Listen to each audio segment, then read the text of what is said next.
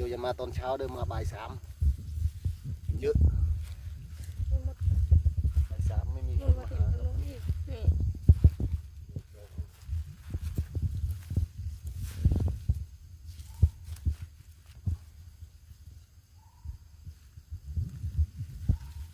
นู่นข้างหลังนะใช่ไหมโอ้อยู่นี่อีก2 ดอกครับ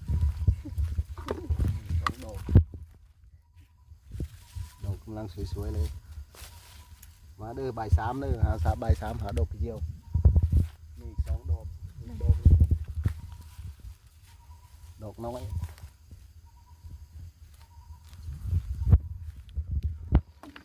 โอเค